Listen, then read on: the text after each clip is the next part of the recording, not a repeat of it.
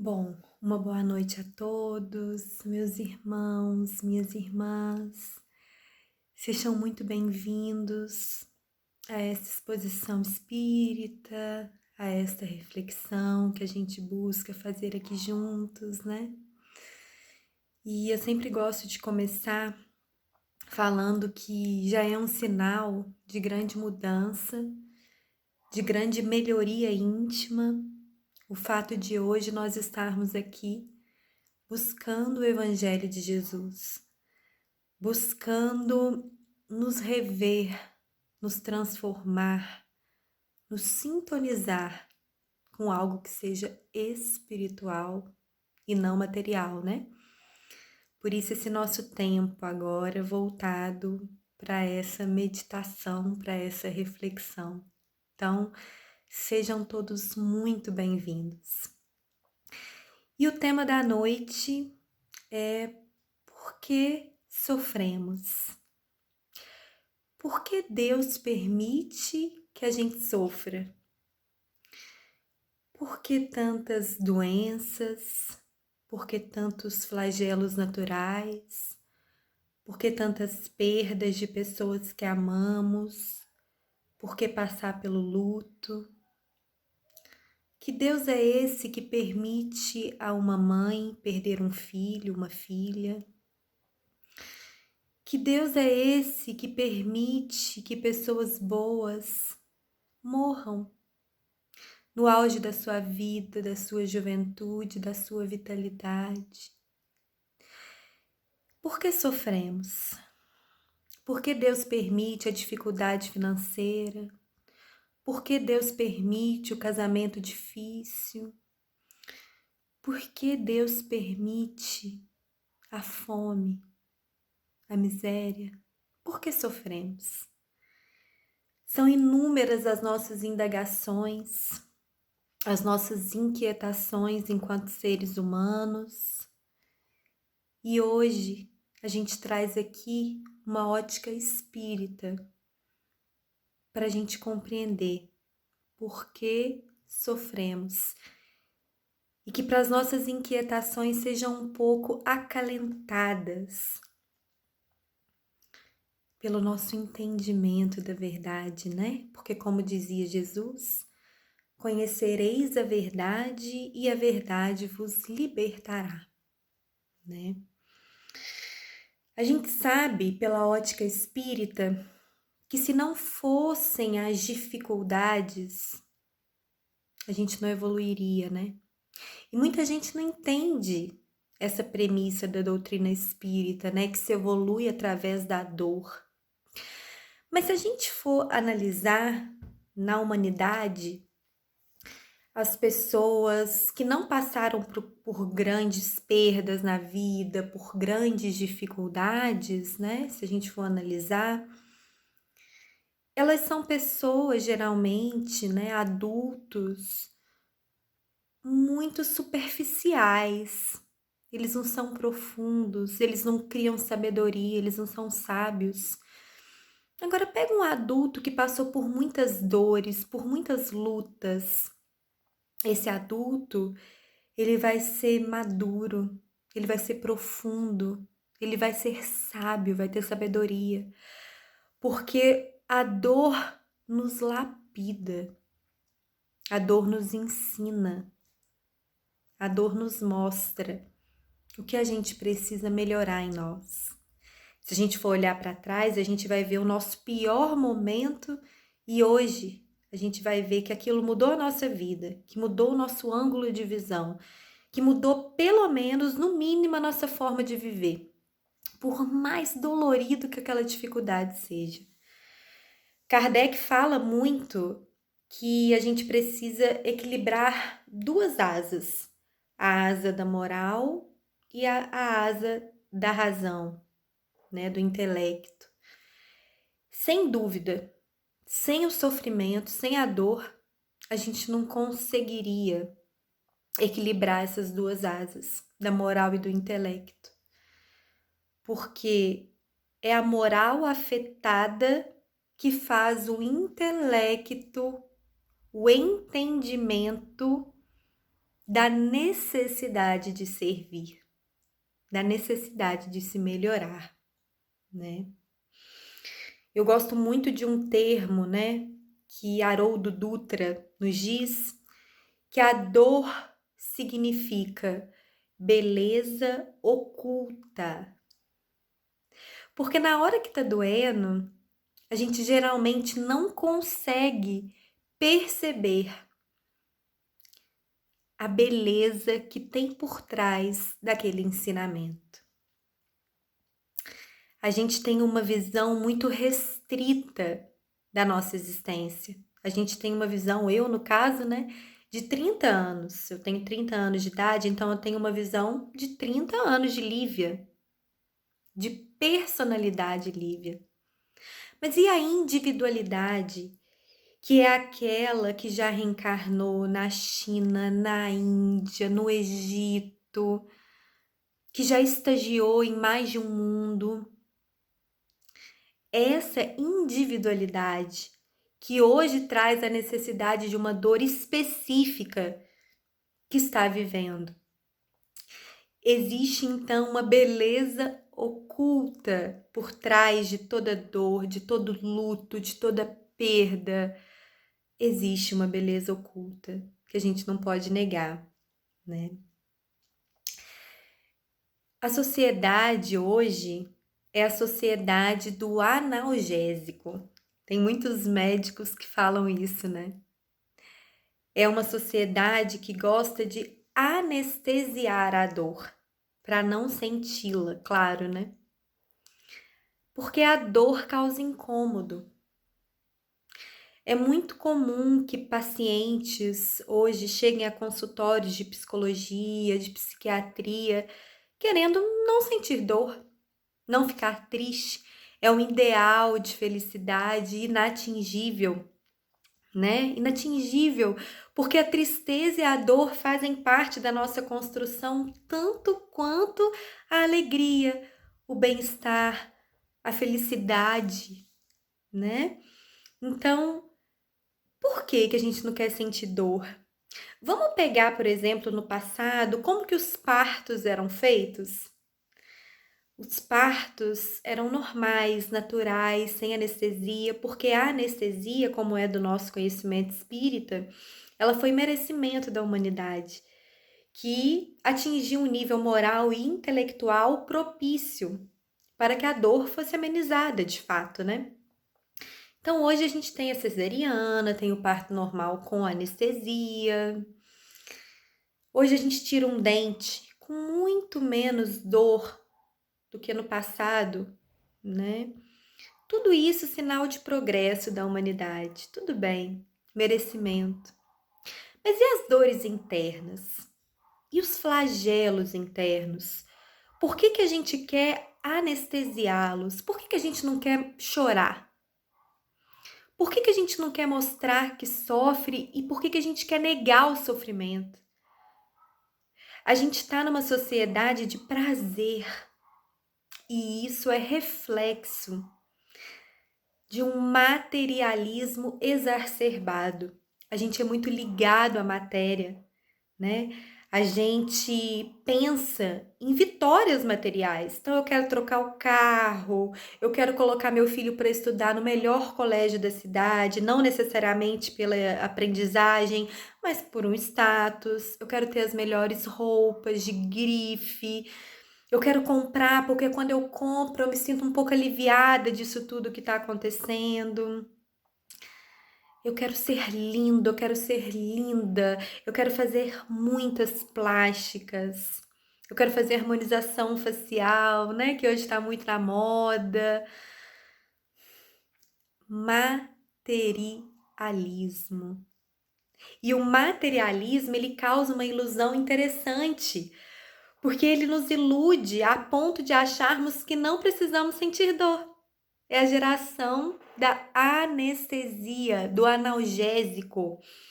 A gente não quer se frustrar, a gente não quer ouvir não. Nós somos crianças mimadas, querendo que Deus nos dê tudo o tempo todo, conforme a gente deseja, né? A gente acha que a nossa relação com Deus é a relação da pessoa que acha a lâmpada, o gênio da lâmpada. Deus é o gênio e a gente pode pedir, pedir, pedir, não só 3 desejos, né? Pedir muito. Então, gente, a gente fica refletindo que isso é resquício de um materialismo exacerbado. Claro que a gente precisa da matéria, claro que a gente precisa estar no mundo, mas sem ser do mundo. Estar no mundo sem ser no mundo. E a única maneira desse processo acontecer é pela o treinamento da espiritualidade. É a disciplina, disciplina, disciplina. Emmanuel deu 3 conselhos para Chico Xavier, né? Chico, primeiro, disciplina. O segundo, disciplina. O terceiro, disciplina. Disciplina no nosso exercício da espiritualidade. Lembrar que nós temos corpos e somos espíritos. Isso é fundamental. A gente caminha na Terra para a morte. Então, por que a morte ainda nos causa tanta comoção, ainda nos causa tanto sofrimento? Por um exercício exacerbado da matéria, do ganho material. Porque o que se perde é o corpo físico. O que morre é o corpo físico. Então, por que a morte, que a pandemia da Covid está trazendo com tanta frequência, regularidade, né? Traz tanto sofrimento. Claro que existem aspectos sociais, políticos, que precisam ser discutidos pela nossa sociedade e a gente vai ver isso mais à frente. Mas eu tô falando aqui de uma dor específica, que a gente está se havendo muito ultimamente, que é a dor da morte. Por que essa dor está causando em nós ainda tanto sofrimento? Porque dor e sofrimento, né? A gente pode doer, sentir dor, sem necessariamente sofrer, lamentar, lastimar. E é muito compreensível que a morte cause dor. Mas só é... Dor não, né? Sofrimento. Mas só é compreensível porque nós somos materialistas. Porque se a gente fosse seres mais espirituais, que tivessem disciplina, ou seja, regularidade nas práticas espirituais, que meditasse todos os dias no porquê vivemos, no porquê nós estamos aqui. Se a gente exercesse a nossa espiritualidade, a gente sentiria muito menos sofrimento. A gente sofreria muito menos. A gente sofre muito na Terra porque a gente é muito ligado ainda à matéria. E a gente precisa pensar sobre isso. Por que a gente valoriza tanto o material e desvaloriza tanto o espiritual? É por isso que a gente vive ansioso, vive deprimido, vive dolorido, vive amargurado. É por isso que em momentos de crise, como de essa pandemia que a gente está vivendo, a gente não consegue desvincular da energia, da doença, da crise, da morte. É porque a gente está vinculado em outras energias, em energias materiais. Então é claro que a gente não vai desvincular da crise. Mas se a gente for pegar por uma abordagem espiritual, o que é a crise? A crise é o nascimento de um novo momento planetário para nós. A crise é cíclica. E se ela é cíclica, é porque a gente ainda não aprendeu tudo que a gente tinha para aprender com a última crise que nós passamos. Ficou resquícios a serem aprendidos. E eles só serão aprendidos se nós, seres humanos, nos espiritualizarmos. E por que não nos humanizarmos? Porque a gente ainda vive muito numa vibração de animais irracionais. E é incrível, né? Porque muitos dos animais chamados irracionais, eles conseguem viver em sociedade às vezes melhor que nós, humanos. Eles têm demonstrado isso para nós, né? Respeitando muito mais os ambientes em que eles vivem, a ordem natural da vida. nós humanos, né, com essa racionalidade toda, construindo muros, construindo pontes, edifícios, tecnologia, parece que a gente fica cada vez mais irracional. E isso é porque a gente não aprendeu uma característica básica do ser, do estar humano, que é ser e estar espiritual, vivendo uma humanidade de carne e osso. Mas não só isso, não só prazeres materiais, mas também equilíbrio psíquico, equilíbrio mental, equilíbrio espiritual. Eu costumo falar que o essencial não é a saúde. O essencial é a paz. A paz. Porque quando você perde a saúde e está em paz, oh, meus queridos, se você não sente a doença, é uma bênção. Você glorifica a doença, você glorifica a dor, porque você percebe que existe uma inteligência divina sincronizadíssima no seu sofrimento. O sofrimento e a dor não erram de endereço.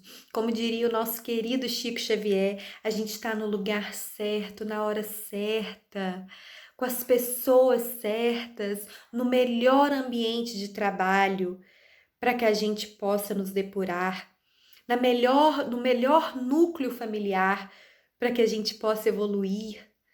Tá tudo certo, no melhor corpo físico que vai melhor nos atender para as tarefas que a gente precisa executar.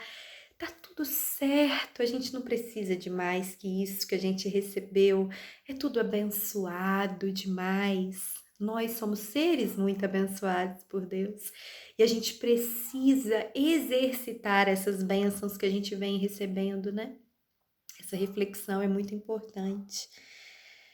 Bom, e nesse momento de dor, de grandes provações em nossas vidas, o que fazer? Então, acho que o primeiro ponto a gente já falou aqui, né? Que é se espiritualizar. Perceber que somos mais do que só matéria, somos espíritos. O espírito voa onde quer, mais sutil que o ar.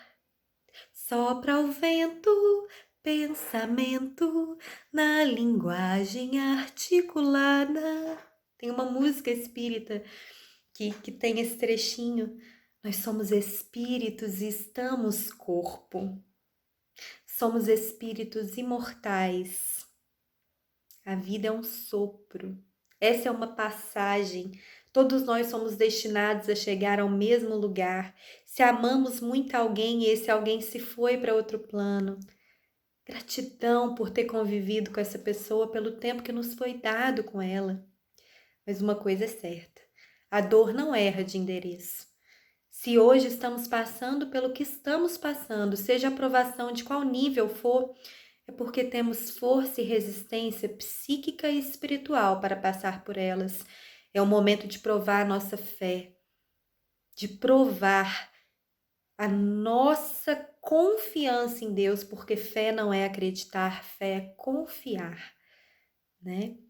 Então, o primeiro passo para lidar com essa dor, se espiritualizar, seja como for que você se sinta mais ligado a Deus, mas se espiritualizar. Ninguém vive só para comer, ninguém vive só para beber, ninguém vive só para estudar, ninguém vive só para trabalhar, ninguém vive só para o ócio, ninguém vive só para acúmulo de bens. A vida é mais que isso. A gente precisa aprender a ver a beleza da vida, a beleza oculta em cada momento de dor que nos abate. Um segundo passo importante, além de espiritualizar-se, né, é viver o que o nosso ciclo pede de nós. Porque já que ciclos se repetem na nossa vida e na humanidade, enquanto ficou uma lição a ser aprendida, a gente precisa dessa reflexão também. O que esse ciclo está pedindo de mim, né? A gente só conhece isso com autoconhecimento, que que também é uma prática que exige muita disciplina, e a disciplina é uma palavrinha que a gente sempre vai repetir hoje, porque falta a nós a disciplina, né? Muito ainda, muito, de concentração, de foco, de espiritualidade, de compromisso assumido, de dever assumido ali, que a gente precisa ter até uma gestão do tempo para conseguir aproveitar esse tempo que nos foi dado nessa vida. A gente precisa de disciplina. Então, observar o que o ciclo que eu vivencio hoje pede de mim. Gente, a pandemia, eu falo que ela é um momento único nas nossas existências. A gente nunca vai passar por um momento como esse, tão significativo, tão precioso para a nossa evolução e aprendizagem. E ele vai passar, é um momento cíclico, ele vai passar, tudo passa. Mas enquanto ele está aqui, o que ele quer de mim? O que o ciclo que eu estou vivenciando hoje pede de mim? Seja ele de luto de pessoas amadas, seja ele de dificuldade financeira, de crise financeira, de fome, de perda de status, de poder, seja de separação do casamento. O que o ciclo que eu estou vivenciando agora pede de mim? Eu costumo atender casos no meu consultório, eu estou psicóloga nessa vida, e os casos que eu recebo são tão interessantes na pandemia, porque eu percebo que cada um tá na pandemia onde precisa estar para evoluir, para lapidar, para burilar. Então, eu recebo pessoas, por exemplo, que estão que estão presas, confinadas em casa, com o marido ou com a esposa, e para essa pessoa, gente, visivelmente o ponto que a vida pede de trabalho é de relacionamento afetivo, é de como amar, porque são espíritos que muito comumente em outras vidas caíram no âmbito do relacionamento afetivo. Então, durante esse período importantíssimo de pandemia, estão presos em casa com almas que elas têm um tempo determinado para limpar, para burilar o passado e com isso aprender a amar. Eu vejo pessoas em pandemia que estão presas em casa com a família, que nunca tiveram um relacionamento fácil e que agora se veem obrigadas ali a conviver e não tem uma válvula de escape, né? Não pode sair, não pode ir pro shopping, não pode viajar. Essas pessoas estão ali com aquela família para trabalhar a resignação, a renúncia, a humildade. Como diz Haroldo Dutra, a única voz que o orgulho ouve é a da humildade.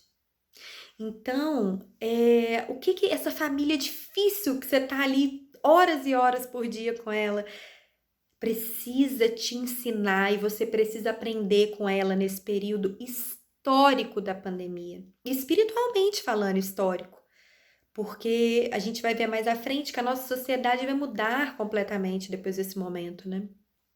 E aí eu vejo pessoas que estão passando por lutos dificílimos na época de pandemia. O que essa pessoa precisa aprender sobre valorização do outro, sobre materialismo, sobre não espiritualizar-se, sobre tempo, sobre como elas estão vivendo a sua vida, o que está sendo essencial para elas, se elas estão discutindo demais, brigando demais, perdendo tempo com coisas pequenas, como que tá isso, né, na nossa vida?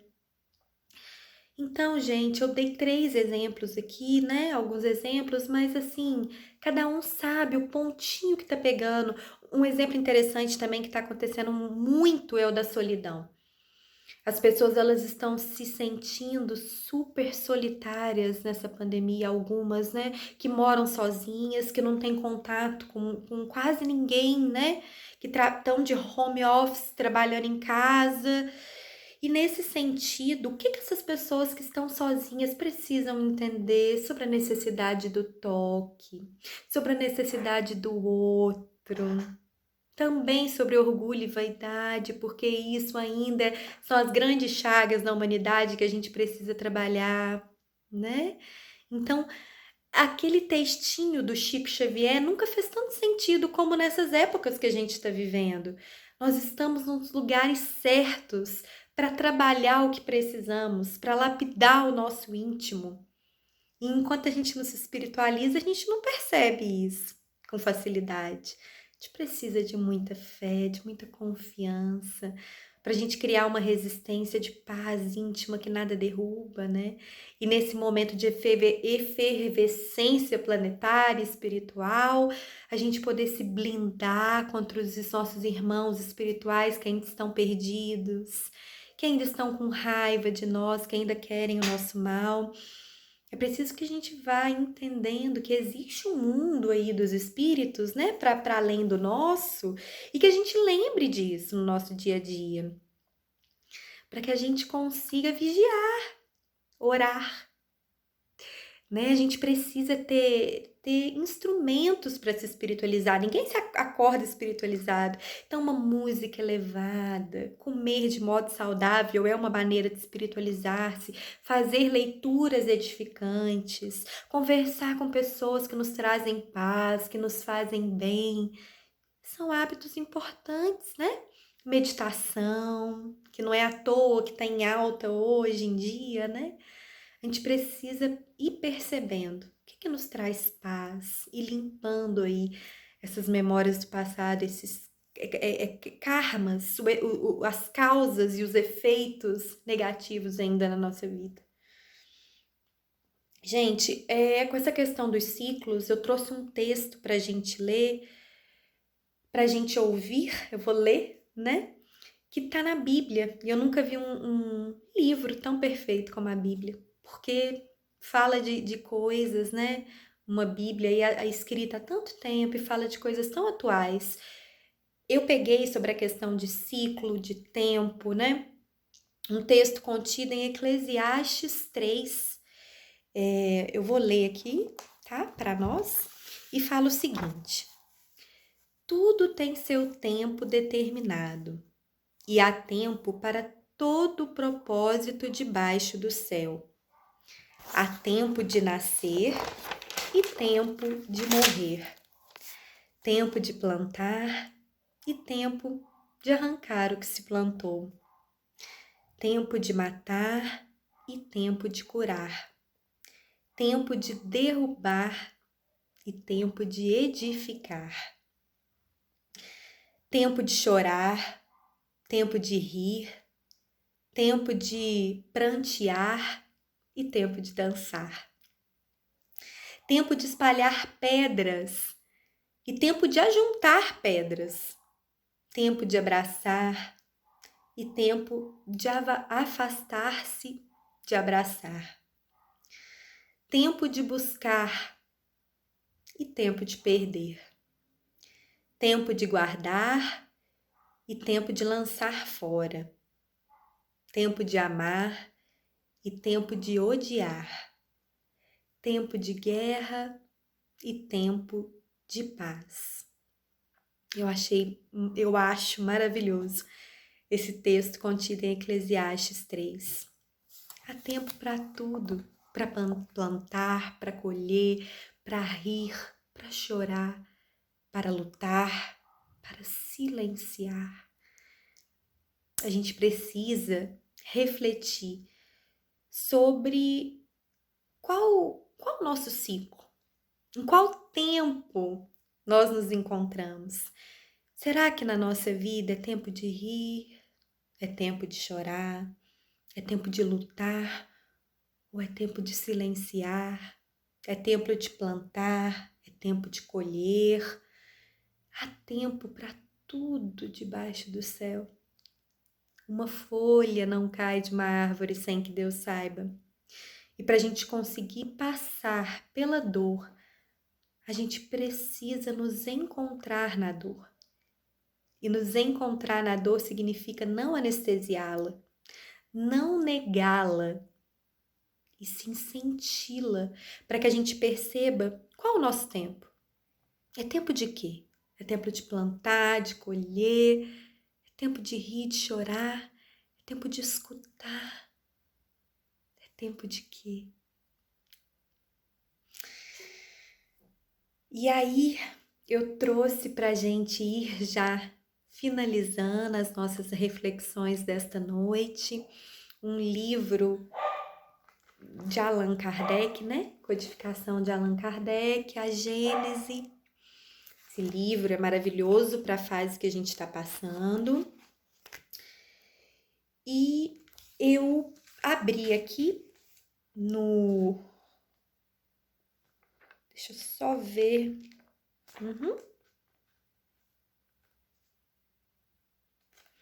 No capítulo 17, no item 63 de A Gênese. Gente, olha que interessante o item 63 de A Gênese. Devendo o bem reinar sobre a terra, é necessário que os espíritos endurecidos no mal e que poderiam lhe trazer perturbação, dela sejam excluídos. Deus lhes deixou tempo, olha o tempo aí, o tempo necessário para a sua melhoria. Mas, tendo chegado o momento em que o globo deve se elevar na hierarquia dos mundos pelo progresso moral de seus habitantes, a estada, como espíritos e como encarnados, nele será interditada aqueles que não aproveitarem as instruções que estiveram livres aí para receber. Olha que forte isso. Serão exilados em mundos inferiores, como foram outrora sobre a terra, os da raça adâmica, ao passo que serão substituídos por espíritos melhores. É essa separação a qual Jesus presidirá, que está formada por esta palavra do julgamento final. Os bons passarão à minha direita e os maus à minha esquerda. Capítulo 11, número 31 de A Gênese, tá? Gente, eu atendi a uma paciente na semana passada e ela me falou uma coisa muito interessante. Ela falou assim: Lívia, eu tenho observado que na pandemia, quem é bom vai ficar melhor. E a tendência é de quem é mal fique pior. Eu não sei até que ponto que isso é assertivo, mas é no mínimo interessante para nossa reflexão. É um momento tão único, tão histórico, que o que a gente está fazendo para melhorar, para passar à direita de Jesus, né? Porque ele fala, os bons passarão à minha direita e os maus à minha esquerda.